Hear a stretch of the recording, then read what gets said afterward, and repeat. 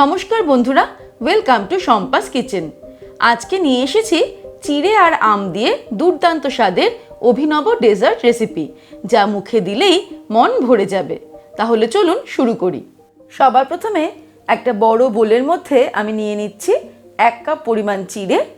আমি এখানে মোটা চিড়েটা ব্যবহার করেছি, কারণ এই রেসিপির জন্য মোটা চিড়েটাই নিতে হবে। এবারে চিড়েটাকে জল দিয়ে 2-3 বার জল পাল্টে পাল্টে খুব ভালো করে ধুয়ে নিতে হবে। আমরা সবাই জানি চিড়ের মধ্যে খুব বেশি পরিমাণে নোংরা থাকে, তাই চিড়েটাকে ভালো করে ধুয়ে নিতে হবে। আমি চিড়েটাকে ভালো করে ধুয়ে নিয়ে ফিরে আসছি। চিড়েটাকে ভালো করে ধুয়ে নিয়ে আমি একটা ছাঁকনির উপরে রেখে দেবো এইভাবে, যাতে চিড়েটা সম্পূর্ণ ঝরঝরে হয়ে যায়। আর চলে যাব পরের স্টেপে। এবারে আমি 2টো পাকা আম টুকরো করে কেটে নিয়েছি। এই আমগুলো মিক্সির ছোট জারের মধ্যে নিয়ে নেব।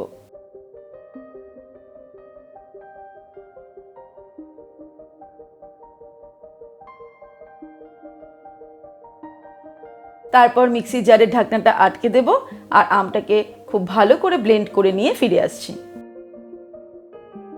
এবারে একটা প্যানের মধ্যে আমের পাল্পটা নিয়ে নেব।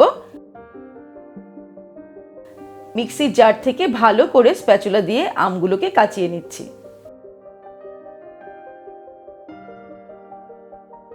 এই আমের পাল্পের মধ্যে অ্যাড করে দেব 1 টেবিল স্পুন পরিমাণে চিনি। তারপর ওভেনটাকে অন করে মিডিয়াম ফ্লেমে আমের পাল্পটা জাল দিতে শুরু করব।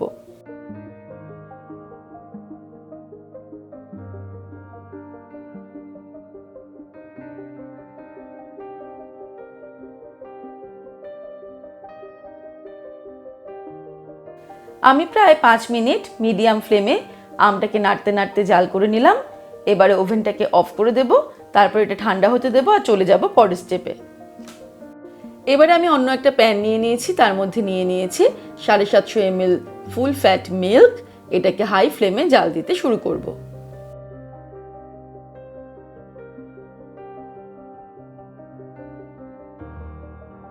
হাই ফ্লেমে দুধটা যখন ফুটতে শুরু করবে, তখন আমি ফ্লেমটাকে মিডিয়ামে করে দেব। তারপর আরও মিনিট 5 দুধটাকে একটু ফুটিয়ে নেব, যাতে দুধটা আরও একটু ঘন হয়ে যায়। আর এই সময়টা কিন্তু নাড়তে নাড়তেই আমাদের কাজটা করতে হবে, যাতে দুধটা নিচে লেগে না যায়।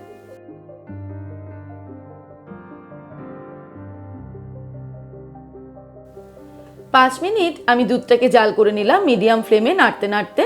এখন কিন্তু দুধটা বেশ খানিকটা ঘন হয়ে গেছে। এবারে এই সময়ে এর মধ্যে অ্যাড করে দেব ধুয়ে রাখা চিড়ে।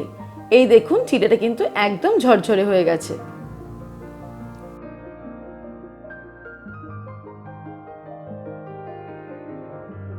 চিড়ে অ্যাড করার পর আমি আরও 5-6 মিনিট মিডিয়াম ফ্লেমে নাড়তে নাড়তে রান্না করব।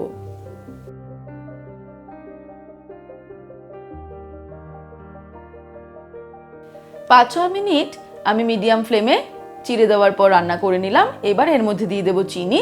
আমি এখানে 1/3 কাপ চিনি দিচ্ছি। আপনারা কিন্তু নিজেদের স্বাদ অনুসারে চিনির পরিমাণটা বাড়িয়ে নিতে পারেন। তারপর আবারও মিডিয়াম ফ্লেমে আরও মিনিট 5 রান্না করব। প্রতিদিনের মতন আজকে এই রেসিপিটাও ভালো লাগলে ও সহজ মনে হলে রেসিপিটা অবশ্যই লাইক ও বন্ধুদের সাথে শেয়ার করতে ভুলবেন না। আর শম্পাস কিচেনে নতুন বন্ধু হলে আজই চ্যানেলটা সাবস্ক্রাইব করে আমাদের পরিবারের সদস্য হয়ে যান। তাহলে আমার সমস্ত নতুন রেসিপির আপডেট সবার আগে আপনার মোবাইলে পৌঁছে যাবে। চিনি দেওয়ার পরেও আমি আরও 5-6 মিনিট রান্না করে নিলাম মিডিয়াম ফ্লেমে নাড়তে নাড়তে। এবারে এটা অনেকটাই ঘন হয়ে গেছে। আমি ওভেনটাকে অফ করে দেব। তারপর 5 মিনিট এটাকে এমনি রেখে দেব। তারপর ফিরে আসছি। 5 মিনিট পরে এই দেখো, এটা কেমন ঘন হয়ে গেছে আর এটা অনেকটা ঠান্ডাও হয়ে গেছে। আর ওদিকে জাল দিয়ে রাখা আমের পাল্পটাও ঠান্ডা হয়ে গেছে। আমি এই আমের পাল্পটা এর মধ্যে অ্যাড করে দেব।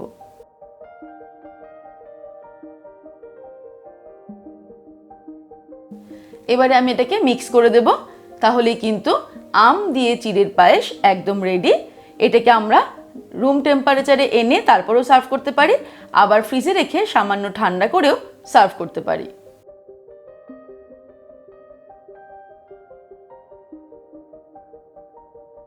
আমচিড়ের পায়েসটা সম্পূর্ণ ঠান্ডা হয়ে গেলে আমি এটাকে একটা বোলের মধ্যে সার্ভ করে দিচ্ছি। আর এর ওপর দিয়ে ছড়িয়ে দেব কিছু কেটে রাখা ছোট ছোট আমের টুকরো। ফাইনালি এর ওপর দিয়ে কিছু কাজু বাদাম কুচানো ছড়িয়ে দিয়ে এটাকে সার্ভ করে দেব। কি কেমন লাগছে দেখতে? দারুণ না? এবারে কিন্তু অবশ্যই একবার ট্রাই করে দেখো বাড়িতে। আশা করি সেরা লাগবে। প্রতিদিনের মতন আজকের রেসিপিটাও ভালো লাগলে লাইক ও বন্ধুদের সাথে শেয়ার করার অনুরোধ রইল। আর নতুন বন্ধু হলে আমার সমস্ত নতুন রেসিপির আপডেট পেতে চ্যানেলটা অবশ্যই সাবস্ক্রাইব করে নিও। ভালো থেকো, সুস্থ থেকো। আমি আবার ফিরে আসবো নতুন রেসিপির সঙ্গে। নমস্কার।